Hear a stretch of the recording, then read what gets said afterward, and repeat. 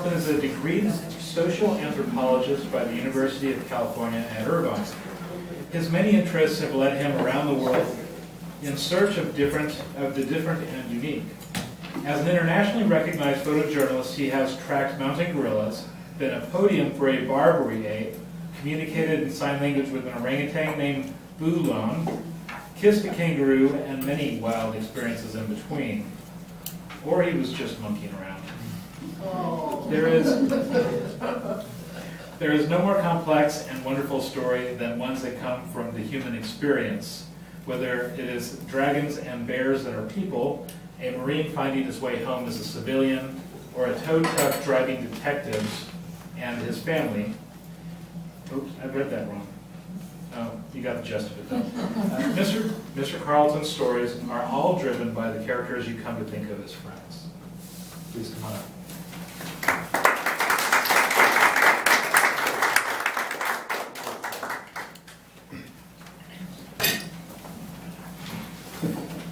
6 years ago, someone told me that the ugly duckling was no longer politically correct. It had been removed from schools and from libraries. Now, this is not something you can Google. You go to the libraries, you go to the schools, and sure enough, they have been told. 150 years, there were child after child who lived for the hope that one day they would be their own swan. 20 years now, that's been taken away. I was so mad, I wrote this book. And it's about a little dragon who is, well, dragons, let's start with dragons. I mean, what do we know about dragons? They're 4 foot tall, they're big, they're colorful, they're wonderful, they have scales, and Tink fits in a coffee mug. And he's green-blue, or excuse me, green-brown, kind of mud color. He has skin, and it's kind of pimply, and every angst of teenage life I could put in. So I wrote it for all of us who grew up feeling a little bit different from everybody else. And I know that none of you felt that. I had 4 eyes. I was the biggest kid in the class. I stumbled. I was painfully shy. Yes, I was. And so I wrote this book. That was what I thought. Last year, or this year, I published this book. It's about a 3rd-generation Marine who was medically discharged with TBI and PTSD and sent home at 57. Last week I got a phone call from a man who had served his career, and he said he was given this book. After his 2nd reading of it, he went and he found this book. And he says, "Do you realize they're the same book?" I said, "No, they are." He says, "Yeah, they are." He said, "What did you write this book on?" And I said, "The Power of Friends." And he said, "And the Power of Friends." And he says, "In this book you wrote about finding your compass." He says, "So did Tink." So I will be reading from both of them, just to give you a little taste. Now, my dragons aren't those big scary ones, because I wanted to take away all the baggage in telling the story. The young blue-green dragon with lavender highlights glowing on her cheek wings rested serenely against her bottom mate. Upon a large obsidian dragon, it was the distinct crimson edge markings on each of his large scales, as well as similar red highlights on his facial features, which the smaller blue dragon, Quint, had always found attractive. The two had married or bonded a few years before and were now relaxing as they watched over their cherished first clutch of eggs. 2 eggs rested in a shallow heating bowl before them. As usual among dragons, the 2 eggs looked nothing alike. The much larger one was almost black in its deep red color, and the smaller was, well, plain tan. Beige, with a strange greenish tinge to the shadow. But then, in their dragon world, nothing was worried about egg color or size. Quint had come from a medium-sized egg, powder blue with red spots, and Han had arrived in what could have been confused with an ostrich egg. Large, white, covered with gritty bumps. So as with parental patience and dragon curiosity, the couple observed the eggs as they wobbled and twitched with the usual birthing alarms. Boom! The top half of the large egg exploded. The attending patient's parents looked into the egg to see nothing but the darkened rim of the hole that it was something that passed through it so fast it scorched the shell on the way out. As they stood there, scratching their heads, another sonic boom sounded, and suddenly, floating before them, was a small, well, maybe not so small, baby red dragon. Their first son smiled and gently flapped or feathered his wings in the air as he sculled in place. All three smiled, and then the smaller reached out as high and as far as his wings could reach, and with one great stroke disappeared in a burst of speed and a sound. Boom! I suppose, the father said, our new son should be named Boomer. His eyebrows, tendrils shook, stood on end, and also made his eyes dramatically very wide open. Although he must, a little quieter in the house would be nice. They both nodded their heads and wiggled their upper wings in mirth. Just then an almost not there sound came from the smaller of the two eggs. Tink, tink, tink. The sound was cautious, delicate, and hesitant. The expecting parents stared at each other in curiosity. Tink came from the egg and then stopped. The father lightly tapped the egg with his one extended claw. Tink, tink. The tip of his great shiny black claw sounded on the hard edge. Tink, tink. The sound responded from inside. The feathery midnight black right eyebrow rose in the father's face as he cocked the head to listen and looked sideways at his spouse as if to say, what do you think of that? Quint mirrored his gaze with her own signature, single raised eyebrow, the same lovely raised eyebrow that had first attracted her mate to introduce himself to her, and at that gathering so long ago. She smiled and wiggled her upper wings. Suddenly there was a last tink, and an ever so tiny hole appeared in the large end of the egg, the very smallest of claws. More like a tiny black thorn poked out the hole. The parents both blinked at how tiny and how small that tiny needle tip of the claw extended out of the hole in the egg and probed about as if testing the air. A flash occurred, streaking its way over the top of the eggs at the same time as a small clap of thunder, like boom, rocked the egg. The eyes of both parents opened wide as they gazed at the egg, now split by the small sonic boom into two large cups. In the center stood the very smallest tiny little dragon they had ever seen. It scrunched its ruddy, greenish, dirty, moss-colored face and sneezed. Chip. The little son of theirs batted his eyes as if he could not believe he was out of the egg. Just as suddenly, his brother appeared quietly and nuzzled his neck and wings as if to say, come on, let's fly, let's play. Therefore they did. The larger red and the tiny, much smaller, moss, well, muddy-colored little dragon flew about the house as the parents watched and silently wondered what the future would hold for those totally different dragons. That's their birth. He goes on to work in a picture frame shop. I know nothing about this, and I only worked as a picture frame for 48 years. It was owned by a bear. I have nothing I have no idea where that came from. Who wears Hawaiian shirts, and usually I have a Hawaiian shirt, except for this is pink,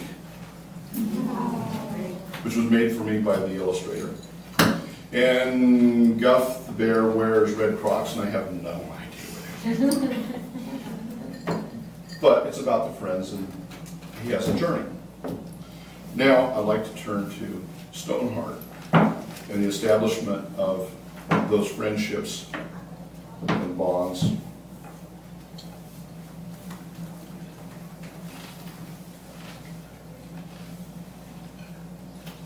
Should have had a mark.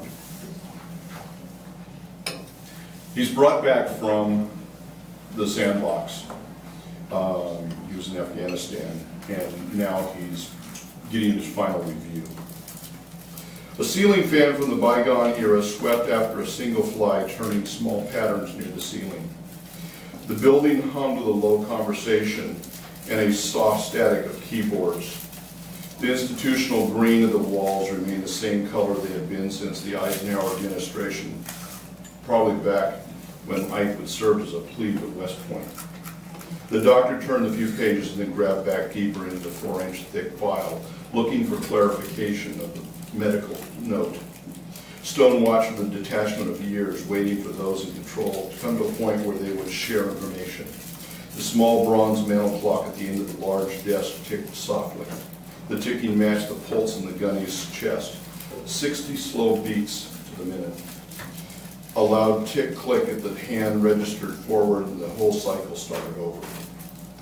The doctor held his finger in one page, flipped back, and examined the 2-page list of medals that explained the dinner plate-sized field of ribbons on the sergeant's chest.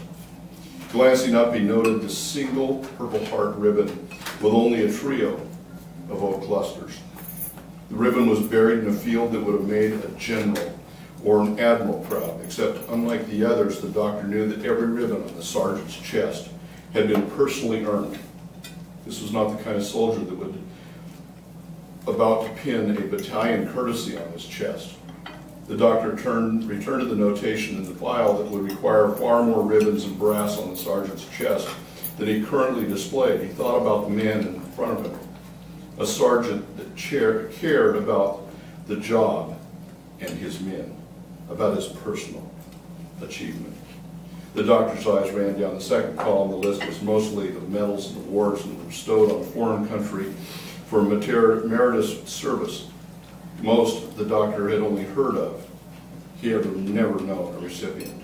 The doctor slowly closed the file, lifted his head, and removed his reading glasses and rubbed his eyes.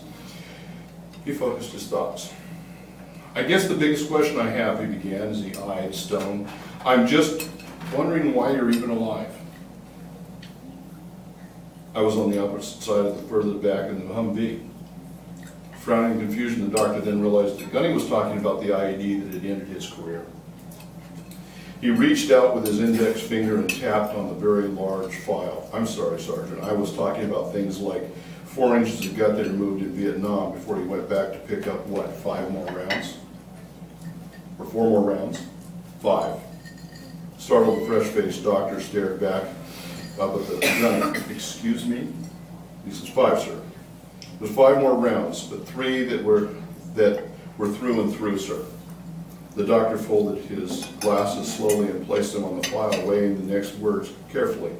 He pursed his lips and he blew them out softly. How many Purple Hearts do you exactly have? I have no idea. No idea? I stopped counting at 9, sir. Swallowing slowly, the doctor tried to think of what he was actually doing with his soldier. He was used to dealing with dozens of men, mostly those younger within Stone, who were missing a leg or an arm, easily identifiable injuries such as faces half burned off or faces head shaped more like squash that had fallen off a farm truck. Here sat a man in a sound shape with all of his digits, eyes, ears, nose, mouth, combined injuries over which more conflicts than the doctor had years in practice. Shrapnel floated around the inside of him, a large body mass of 4+ pounds of muscle and internal organs missing, and 3 square feet of burn scar tissue covered his upper body, neck, and face. The only thing now between him and his returning to the company was being blind in his one eye from traumatic brain injury. The doctor looked around his desk for an answer that was not there. I don't know what to tell you, Gunny. The internal warhorse growled and then snapped. Tell me I can return to my company where I belong, and we'll both sleep better tonight. They said the blindness is only temporary. Today, it's gone. Or not. The young captain ran his fingers through his dark curly hair and stared wide-eyed at the desk, dropping a hand into his lap and leaned back. Look, we don't know what will happen. You could be blind in that eye for the rest of your life. You could stand up in a minute and see with both eyes. We just don't know. Heck, we don't even know if they might wake up tomorrow and you're blind in both eyes. We just don't know. Dr. Eastford, he steepled his fingers. He noticed his actions and laid them back down. TBA is kind of a new playground for us new kids. We really don't know how to deal with it or even diagnose it correctly, other than during an autopsy. So because of that, you get a shot at going home and picking up where you left off. Stone cut him off quickly, through clenched teeth. My life before the Corps was a 17-year-old high school graduate living in Camp Pendleton Marine Base, chomping at the bit for boot camp. We put my brother in the ground 2 years before I joined the Corps, a year and 2 months before my parents were killed in a tornado. It struck them while they slept on the fourth night of their dad's retirement. Now, which part of that were you suggesting I take back up? The doctor squirmed in his chair. The knock on the opening door was more of a reprieve than an intrusion. The young yeoman stepped in around the Admiral in white, dressed whites. Sorry, sir, but the Admiral insisted. Yes, I did, son. You've done your job and now you're dismissed. The Admiral glared the yeoman back out of the door. Turned to the now standing doctor. He lowered his temperature to sub-arctic. Captain, you've done your job. If you won't mind giving the gunny and I a moment. Officer straightened his white coat, picked up the large file, and slid toward the door with a quiet, Admiral. Door closed with a soft click as the Admiral removed his hat. Under his arm, laying it on the desk next to his briefcase, he turned to the sergeant, staying at attention. The Admiral pursed his lips and then relaxed with a smile as he extended his right hand. Stone, this meeting is a long time overdue. The conflict of remaining at attention in front of a superior officer or to shake an offered hand was written all over the scarred face. Senior officer sat on the edge of the desk. This isn't going to work unless you start learning how to be a civilian, Stone. Raising his hand just a little bit more, he waited for the gunny to take it. As they shook with a certain slow curiosity on the pickle suit's side, the Admiral chuckled softly, but with no mirth. Our brothers died together on Hog Ridge. In a really perverse world, that makes us a band of brothers of our own. He motioned towards one of the lounge chairs. He moved the other farthest from the desk to block the door. Now sitting in their privacy guaranteed, the Admiral continued. I was the new executive officer on the Kitty Hawk, fresh out of Annapolis, when they were killed. I wasn't even allowed the time to go to their funerals. 7 of them were buried together that day. I know. I was there. The gunny's voice was as distant as the sunny grass on the low slope of the military cemetery in Los Angeles. We rode up on the train. My mother couldn't stop crying and Dad couldn't stop drinking. Silence was stunning between the two, still suffering from the loss of their brothers.